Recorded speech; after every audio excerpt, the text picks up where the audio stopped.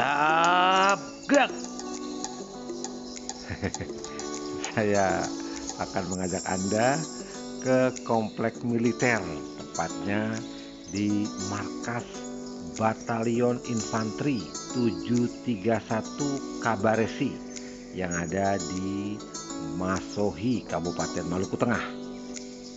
Tidak untuk melihat latihan tentara, tapi untuk menyaksikan program penghijauan yang terkenal dengan program Mas Hijau.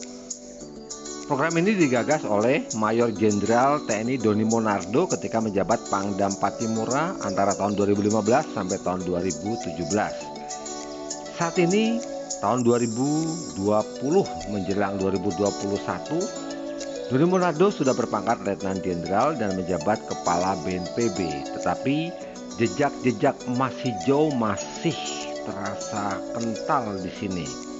Dan saya berkesempatan untuk menyaksikannya langsung ke Masohi, Maluku Tengah. Di salah satu sudut batalion tampak ada display tanaman memanfaatkan lahan 91,7 hektar. Lahan milik batalion ini dimanfaatkan oleh Doni Monardo menjadi kebun pembibitan dan budidaya tanaman, baik itu tanaman keras maupun tanaman produktif, juga buah-buahan. Di ujung belakang markas batalion terletak display tanaman yang digunakan untuk mendisplay bibit-bibit aneka pohon. Sementara di lokasi yang sama juga disediakan banyak bibit dan didedikasikan bagi masyarakat yang berniat melakukan penghijauan. Sudah banyak sekali bibit-bibit yang dikembangkan di batalion ini, disumbangkan tidak saja di Masohi tetapi ke seluruh daerah Maluku, bahkan keluar dari provinsi Maluku. Sebelumnya lahan ini terbengkalai, hanya menjadi semak belukar dan tidak terawat. Doni lantas memerintahkan para prajuritnya untuk melakukan pembersihan lahan dan melakukan segala persiapan untuk memulai penanaman bibit-bibit pohon. Siapa sangka lokasi yang semula berbentuk semak belukar dan tidak terawat kemudian menjadi bersih dan menjadi lahan siap tanam yang sangat produktif. Kapten Infanteri Ishak Pasireron yang bertanggung jawab atas kebun pembibitan ini mengatakan bahwa per tahun 2020 mereka sudah 3 kali panen. Nah, inilah bibit-bibit pohon yang Anda saksikan. Ini terletak di ujung belakang markas batalion. Tadi ada bibit pohon sirsak, yang ini adalah bibit-bibit pohon durian. Sangat banyak dan masyarakat boleh meminta dan tidak dikenakan biaya sama sekali. Karena memang misi Doni Monardo adalah untuk penghijauan. Yang ini bibit cempedak. Semua yang ada di areal ini adalah bibit-bibit yang dikategorikan siap tanam. Ini misalnya pohon nangka juga tersedia, juga siap tanam. Saya menyeberang ke areal di sebelah sisi jalan yang lain. Saya lihat ada bibit pohon kenari. Sebagian lahan atau areal yang kosong itu artinya sudah diangkat dan sudah ditanam di daerah lain. Dan ini adalah pohon masoya, sebuah pohon endemik yang langka sekali adanya di Papua. Tapi dipercaya bahwa asal-usul pohon ini berasal dari Masohi, karena namanya masoya. Ini bibit pohon yang sangat langka dan menjadi bahan baku parfum yang sangat mahal. Dan ini adalah bibit pohon pala.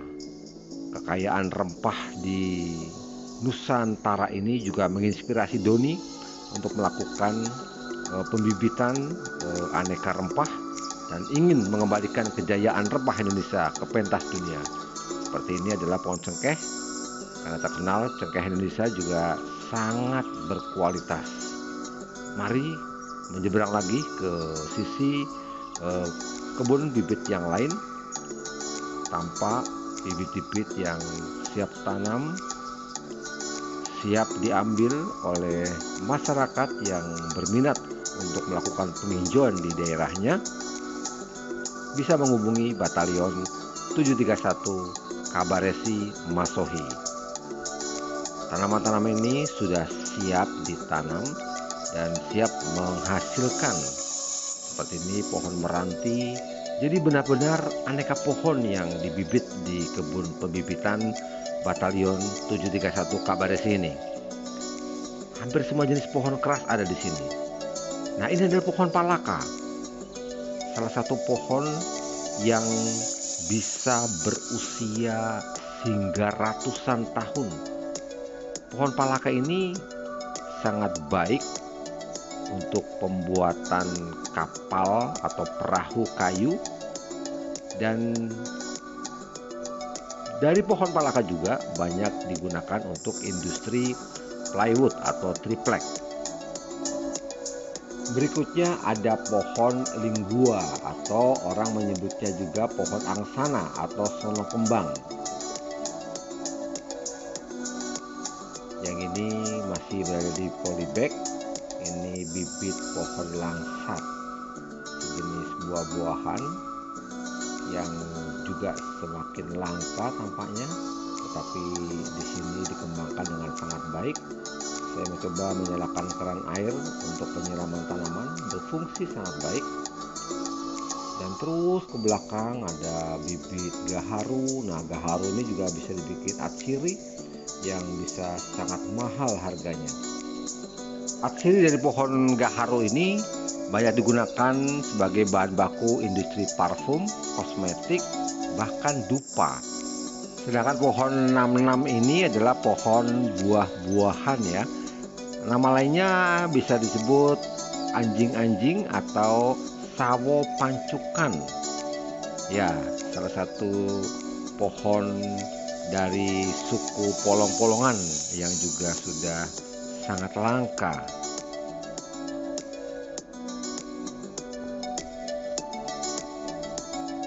Saya kembali ke area tengah-tengah. Tampak berdiri Letkol Infantri Yoyo Wahyudi, Komandan Batalion Infantri 731 Kabaresi, bersama Kolonel Hashim Lal Hakim yang telah mengajak saya ke Maluku, mengunjungi beberapa tempat, mengambil bibit pohon, dan berkunjung ke Batalion 731, batalion yang memiliki semboyan pele putus melintang patah. Artinya, jika menghalang akan putus dan jika melintang di depannya akan dipatahkan. Sebelum era pandemi, kebun bibit ini banyak sekali dikunjungi oleh siswa-siswa sekolah mulai dari TK, SD, SMP, SMA yang ada di Masohi. Mereka datang ke sini dan berlatih menanam atau melakukan pembibitan aneka jenis pohon. Yang tak kalah mengesankannya adalah administrasi atau pola pencatatan yang ada di bagian depan kebun bibit. Jadi semua jenis pohon tertulis dengan sangat rapi dan angka-angka ketersediaan bibit juga tercantum dengan sangat rapi. Ini adalah bukti bahwa jejak-jejak emas hijau yang ditinggalkan oleh Doni Monardo terawat dengan sangat baik dan masih terus dikembangkan. Sekilas Anda bisa lihat nama-nama pohon, baik pohon rempah, pohon buah, atau pohon keras, dengan jumlah atau catatan ketersediaan pohon atau bibit yang saat itu ada di lokasi.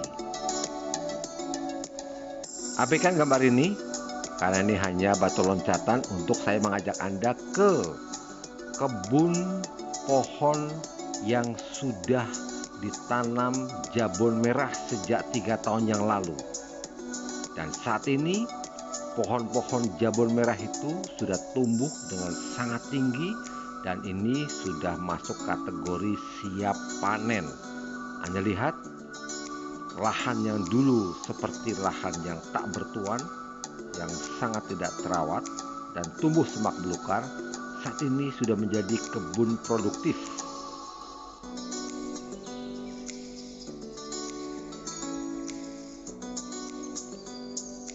Saya berada di tengah kebun pohon jabon merah. Yang tampak dalam foto paling kiri adalah Kolonel Hasim Lal Hakim, staf pribadi Pak Doni Monardo. Yang di tengah adalah Kapten Ishak Pasireron, dan paling kanan adalah Danyon Letkol Yoyo Wahyudi. Mereka sedang berada di kebun jabon merah. Pak Hasim pun memeluk pohon itu dengan mesranya. Lihat, sudah seperti hutan, tapi bukan hutan yang tidak produktif, melainkan hutan yang memang sengaja ditanam sebagai sebuah potensi emas hijau yang bisa meningkatkan kesejahteraan. Sekadar informasi, jabon merah memiliki kayu yang berwarna putih kemerahan bertekstur halus dan seratnya tidak terlihat. Hal ini sangat berguna bagi industri bubur kertas atau bahan pembuat kertas, venir, kayu lapis, mebel, peti buah, mainan anak-anak, bahkan sebagai bahan korek api atau alat sepatu dan papan. Kami melanjutkan perjalanan sambil berolahraga pagi, usai menyaksikan dari dekat kebun jabon merah. Sekarang kami sedang melintasi areal tanaman buah. Ya, klaster buah-buahan ini terdiri dari aneka jenis buah. Ada durian, ada pohon nangka, dan lain-lain ya. Dan menurut Ishak Pasireron, sejak ditanam 3 tahun lalu di era Doni Monardo sebagai Pangdam Patimura, kebun buah ini sudah panen sebanyak 3 kali. Sayang, kami kurang beruntung karena saat kami datang di pertengahan November 2020, kebun-kebun buah itu sedang tidak berbuah. Saya pun menyempatkan berfoto ketika melihat ada satu pohon sukun yang di bawahnya ada papan nama bertuliskan Majen TNI Doni Monardo. Tidak salah, inilah pohon sukun yang ditanam oleh Doni Monardo 3 tahun yang lalu. Masih menurut penuturan Ishak Pasireron yang memang banyak menggeluti dan mengelola kebun yang ada di Batalion 731 ini, sejak ditanam 3 tahun lalu, pohon-pohon sukun ini sudah beberapa kali berbuah. Bahkan beberapa kali pula Ishak Pasireron mengirim buah-buah sukun kepada Pak Doni Monardo, dan buah-buah sukun yang dikirim itu dipetik dari pohon sukun yang ditanam dengan tangan Doni Monardo sendiri. Ishak Pasireron bercerita, ketika pohon-pohon sukun tadi ditanam tahun 2017, ia masih berpangkat Letnan 1. Waktu itu Doni melakukan gerakan penghijauan dengan menanam 150.000 pohon keras sumbangan dari PT PLN. Sebelum penanaman, prajurit Yonif 731 terlebih dulu melakukan pembukaan lahan. Kira-kira dikerjakan sejak akhir tahun 2016, dan awal tahun 2017 terbukalah lahan seluas kurang lebih 24 hektar. Disitulah program Emas Hijau dilaksanakan. Kiranya program itu tidak perlu diragukan kelangsungannya, sebab masyarakat sudah merasakan manfaatnya. Selain bernilai ekonomis, juga bernilai ekologis. angka banjir dan longsor sudah berkurang dan angka kebakaran gunung karai juga sudah sangat berkurang. Semua berkat program Emas Hijau yang dicanangkan Doni Monardo. Terima kasih Anda telah menyaksikan video ini.